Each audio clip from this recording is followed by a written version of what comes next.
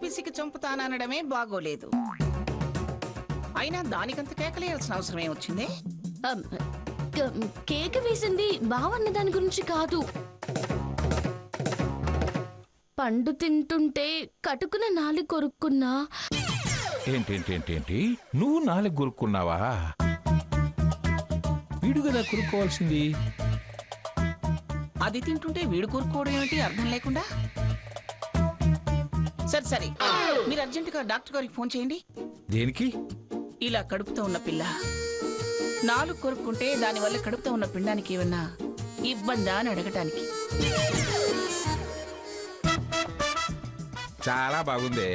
అబ్బరాల బిడ్డ పుట్టాడు, గడ్డపారదండి బొడ్డు కొడుదామన్నాడంట వెనకటి నీలాంటోడు. మీరు ఫోన్ చేస్తారా లేదా? సరే చేస్తాను. మనం ఎందుకు వీళ్ళ మధ్య? వెళదాం పదా.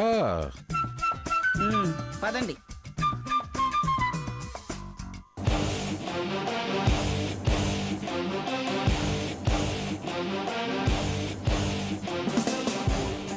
బావా, కనీసం థ్యాంక్స్ కూడా చెప్పాలనిపించట్లేదా?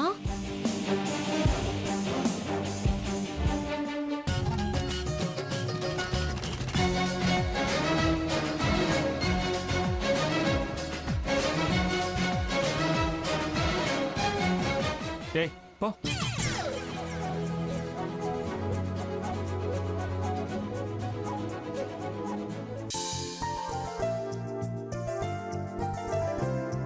సీత, ఇదిగోమ్మ కాఫీ.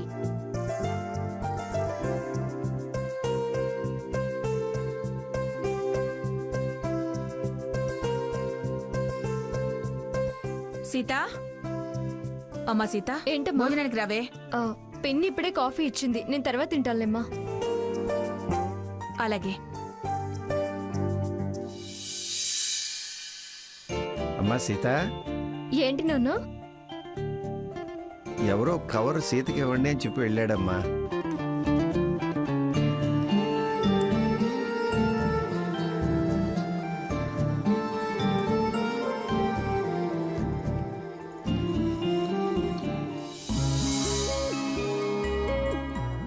నాన్న, ఆ కుర్రాన్ని మీరు చూసారా? తీసుకుందే నేను కదమ్మా. అయితే అతని నాన్న శారద గారి అబ్బాయి. నన్ను చేసుకోవాలనుకునేది అతని. సరే కానీ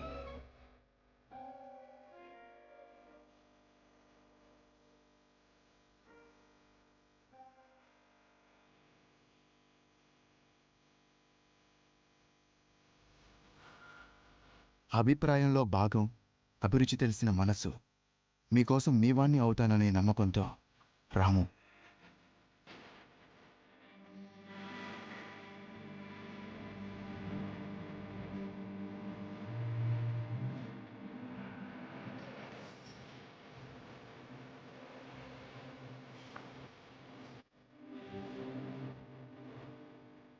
ఓంకారనాదానుసంధానమౌగానమే శంకరాభరణము.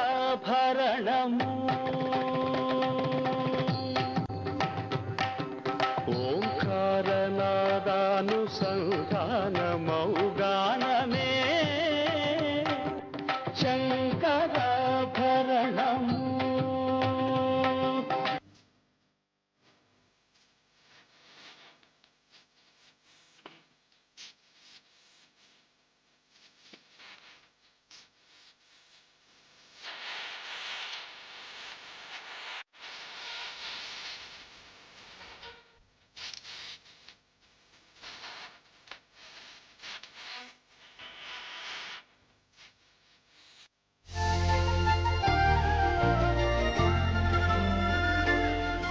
ఇవన్నీ నాకు ఇష్టమైన పాటలని తనతో ఎవరు చెప్పారు?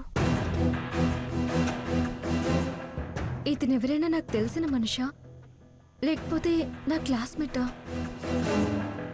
లేదంటే ఈ చుట్టుపక్కల ఏమైనా ఉంటాడా? No chance. శారద గారు అక్కడెక్కడో ఉండేవారు. లేకపోతే స్వప్న అడిగి అసలు మాట కనుక్కుంటే పోతుంది. అటు పరిచయం పెరుగుతుంది, నా అనుమానము తీరుతుంది.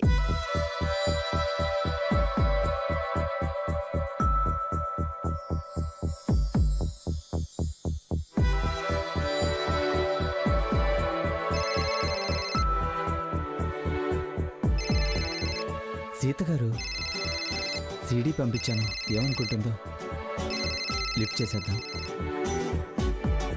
హలో, ఎలా ఉన్నారు సీత గారు? ఏంటి కాల్ చేసావు? చెయ్యాలనిపించిందా? ఏదైనా క్వశ్చన్ అవరా? అవును, డైరెక్ట్ గా నన్నే కలిసి నాకే సీడీ ఇవ్వచ్చు కదా. ఎవరికిస్తే చేరాల్సింది మీకే కదా. నాకిస్తే చూడాల్సిన వాడిని చూసేదాన్ని కదా. దాక్కుంటున్నారు? దాగుడు మూతలంటే ఇష్టమా? చచా, కాబోయే భార్య దగ్గర దాగుడు మూతలు అస్సలు ఆడకూడదు. అదే ప్రమాదం అండి. అవును, ఇలా అన్ని నాకు ఇష్టమైన పాటలే పంపించారు. అంత కరెక్ట్గా ఆ పాటలే నాకు ఇష్టమని మీకెలా తెలుసు? మా అమ్మ చెప్పింది. అదెలా? తను కూడా సంగీతకారనే కదా. చూడండి, అబద్ధం అందంగా ఉండాలి కానీ దొరికిపోయేలా ఉండకూడదు. ఎందుకలా అంటున్నారు? చూడండి, ఆవిడికి రాగాలు తెలియచ్చు, కానీ రుచులు అభిరుచులు ఎలా తెలుస్తాయి? సరే, నిజం చెప్తాను వినండి. నేను మీ అభిమానిని. ఏంటి మళ్ళీ షాకా? అందులో అంత విశేషం ఏమీ లేదు. మీతో సీత నా ఫేవరెట్ ప్రోగ్రాం. అలా మీ అభిమానిగా మారాను. 4-5 సార్లు ఫోన్లో మాట్లాడాను కూడా. మీ ఇంటర్వ్యూలు ఫాలో అయ్యేవాణ్ణి, మీ మాటలు వినేవాణ్ణి. అందుకే నాకు ఈజీ అయింది, కలెక్ట్ చేశాను, పంపించాను. అలాగా? ఎప్పుడెప్పుడు ఎదురు పడతామా, ఎప్పుడెప్పుడు మనసు విప్పి మనల్ని మనం చూడగలుగుతామా, ఒకరికి ఒకరు ఓకే అనుకుంటామా అనుంది. ఇది మాత్రం అందరిలాగా జనరలే కదా. సరేలేండి, ఈ మాత్రం ఫీల్ అవ్వకపోతే పెళ్ళే అనవసరం.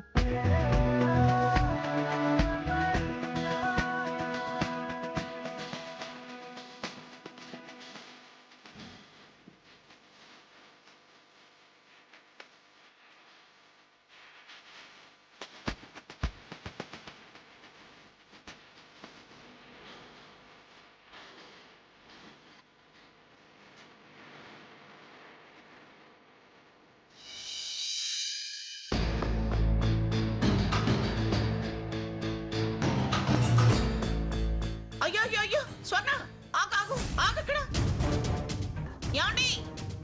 వస్తే సీతాలు, ఆనంద్, సాకేత్, త్వరగా రండి. ఎక్కడ చచ్చారు? ఏంటి మగా, ఏమైంది? ఏమైందమ్మా? చూడండి. స్వర్ణ, ఏమిటి నువ్వు చేస్తున్న పని? ఏమిటే, నువ్వు మామూలు మనిషి అనుకుంటున్నావా? నెల తప్పిన దానివి.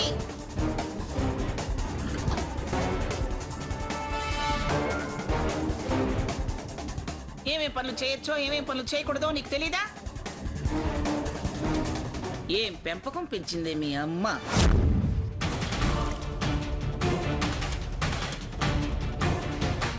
చదువు ఒక్కటే కాదు, సంసారం ఎలా ఉండాలి, బాలింత ఎలా ఉండాలి, సూలింత ఎలా ఉండాలి, పిల్లలతో ఎలా మసలాలి అనేది కూడా నేర్పాలే తల్లి అనేది. ఇప్పుడు ఏమైందమ్మమ్మా? ఏమైందేమిటి? అంత బరువులేసుకుని కడుపుతో ఉన్న పిల్ల మెట్లు దిగచ్చా?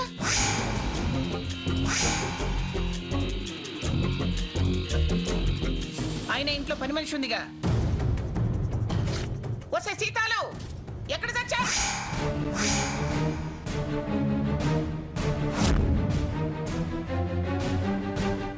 సాకేత్, మెల్లగా ఒక్కొక్క మెట్టు దింపుతూ తీసుకురా.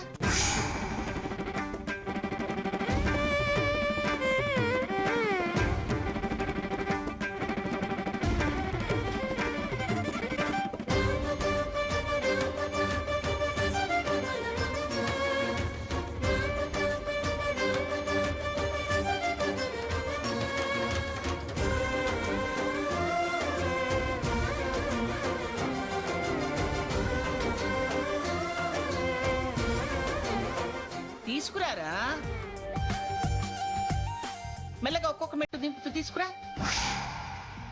ఆ చేతిలో ఉన్న బరువు తీసుకోరా.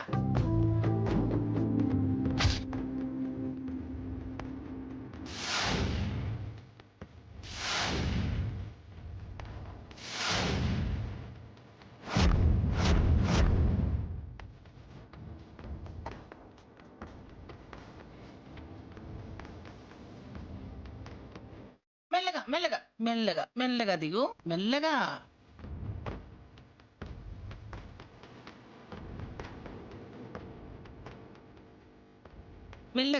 మెల్లగా దిగు.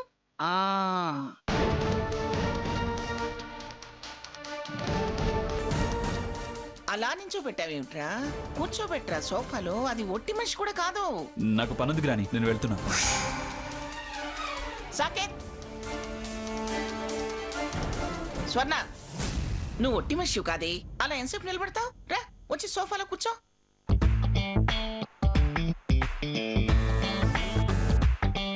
కూర్చోమ్మా.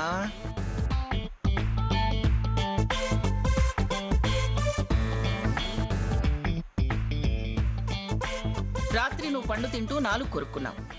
ఏమైనా ప్రమాదమా కనుక్కోండి అని మీ తాతయ్యకి చెప్తే తాతయ్య ఏమో ఏమీ లేదని చెప్పారు. కానీ నా మనసు అక్క ఏదో కీడనిపించింది. అందుకే ఈ రక్ష పట్టుకొచ్చాను. జాగ్రత్తగా ఉండు, జాగ్రత్తగా తిను.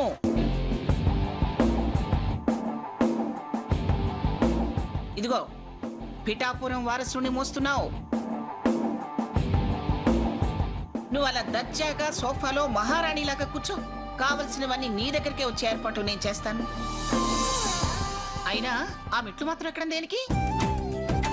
ఏమండి, ఏంటి మంగ? ఏం చేస్తున్నారండి? ఏం చేస్తున్నారు? తోటలో సరదాగా మొక్కలకి నీళ్లు చల్లుతున్నాను. అబ్బబ్బబ్బబ్బా, ఈ క్షణం నుంచి ఆ మొక్కల సంగతి మర్చిపోండి. మన ఇంట్లో మొలకెత్తబోయే మన మునిమనవడి సేవలో నిమగ్నమైపోండి.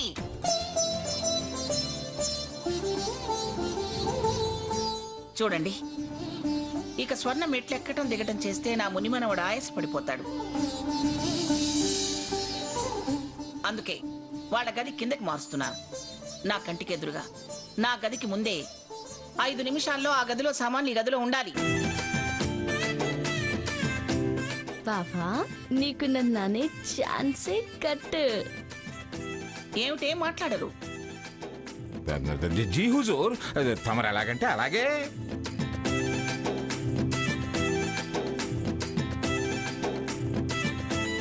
ఇదిగో అమ్మాయి, నువ్వు పిల్లాడు భూమి మీద పడి కెవ్వుమని అరిచేదాకా నా మాట ప్రకారం నడుచుకోవాలి. నేను పెట్టిందే తినాలి, నన్ను అడిగే ఏదైనా చెయ్యాలి. అలాగే అమ్మమ్మా. రేపు వాడు పుట్టాక నా కొడుకే అయినా వాడు మీ చేతిలోనే కదా పెరిగేది. కరెక్ట్. తెలివైన దానివి, బాగా గ్రహించావు.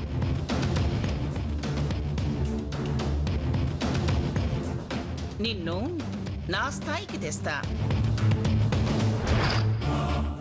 నువ్వు తెచ్చదేంటి? నేనే కింగ్నవుతా.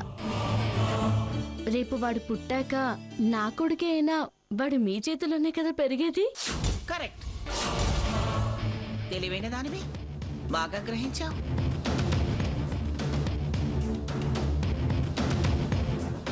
నిన్ను నా స్థాయికి తెస్తా. నువ్వు తెచ్చదేంటి? నేనే కింగ్నవుతా. కింగ్ మేకర్ లేకుండా కింగ్ కాడు. అర్థమైందా? ఏమిటి మీరు ఇంకా నిలబడ్డారు?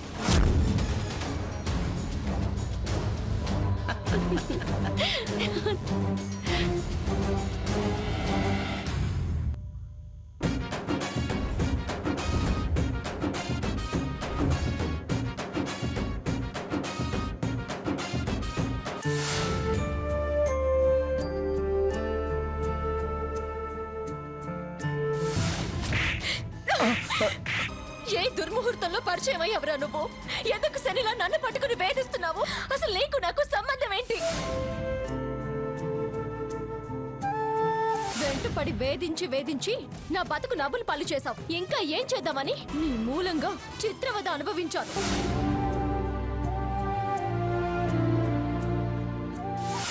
ఇదిగో ఇతనే నా వెంట పడుతున్నాడు. నన్ను రోజు టార్చర్ చేస్తున్నాడు. కావాలంటే నేను కంప్లైంట్ రాసిస్తాను. ఆ పాప చేయి నువ్వు కొట్టేసి నన్ను దొంగం చేసింది చాలక మళ్ళీ దొరికినట్టు కలరిస్తే నమ్ముతాను అనుకుంటున్నావా? పో ఇక్కడి నుంచి. దొంగ ఎక్స్ప్లెనేషన్స్ ఇవ్వద్దు.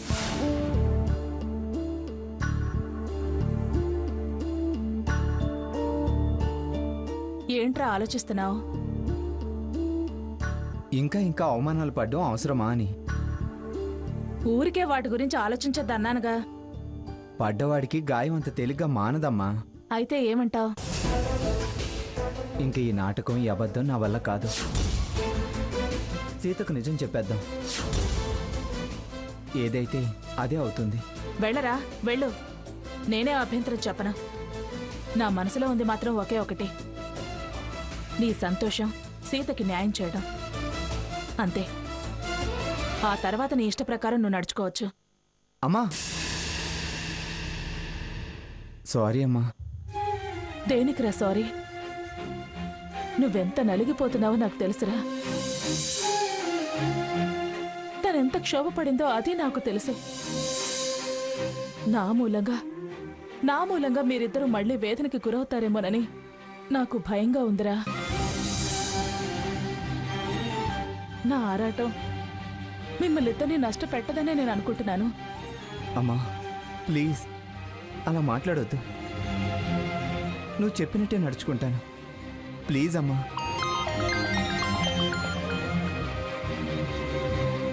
హలో సీత. అత్తయ్య గారు, ఏంటమ్మా? నేను మీ అబ్బాయితో మాట్లాడాలి. అమ్మా ప్లీజ్ అలా మాట్లాడొద్దు. నువ్వు చెప్పినట్టే నడుచుకుంటాను. ప్లీజ్ అమ్మా.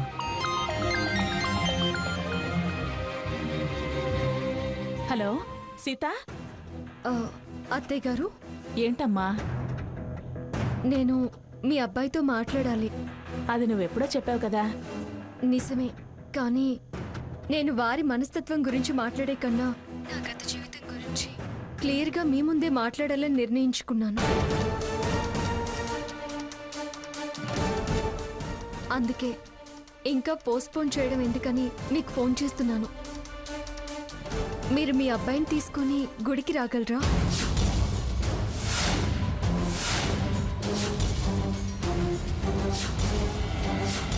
ఏంటత్తయ్య గారు, ఏ సమాధానం చెప్పలేదు? నేను ఇలా అడగడం తప్పుగా అనుకుంటున్నారా? లేదు, నేను వాణ్ణి తీసుకుని వస్తాలే. అలాగే అత్తయ్య గారు, బాయ్. ఏంటమ్మా? సీత మన ఇద్దరిని గుడికి రమ్మందిరా. మరి ఎలా? అదే ఆలోచిస్తున్నాను.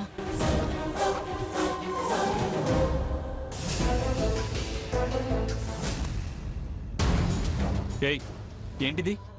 ఆ గదిలో సామానంతా ఈ గదిలోకి ఎవరు మార్చారు? ఎందుకో తెలుసుకో చూద్దాం. నువ్వు నాకేం టెస్ట్ పెట్టదు గానీ ఎందుకు మార్చావు? ఎవరిని అడిగి మార్చావు? నేను కడుపుతో ఉన్నానుగా. అలా మెట్లెక్కి దిగడం మంచిది కాదంటే. కొట్టానంటే మొహం పగిలిపోతుంది. గడుపా కాకరకాయ? నీ డ్రామాలన్నీ గ్రానీ దగ్గరే, నా దగ్గర ఆడకు. డ్రామా ఆడేవాళ్ళు ఎవరి దగ్గరైనా ఆడతారు. ఏయ్ నీతో నాకు ఆర్గ్యుమెంట్స్ అనవసరం. నువ్వొచ్చి నాతో మాట్లాడుతున్నావా, నేనొచ్చి నీతో మాట్లాడుతున్నానా? అడిగిన దానికి సమాధానం చెప్పకుండా వెధవ కబుర్లు చెప్తావే. ఎందుకు గది మార్చావు? నాకు చెప్పకుండా ఎందుకు మార్చావు? అంతా నీ పెత్తనమేనా? పిచ్చి పిచ్చి వేషాలు నా దగ్గర వేయొద్దు. పెత్తనం అదేం కట్టుకోలేదు.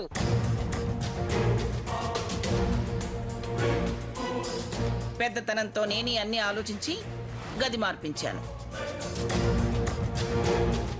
అది పైకి కిందకి దిగటం నాకు ఇష్టం లేదు. ఇలాంటి పిచ్చి పిచ్చి అరుపులు దాని మీద అరవద్దు. పిచ్చి వేషాలకి మీద వేయద్దు. అది వంశోద్ధారకుణ్ణి తన కడుపులో మోస్తుందిరా.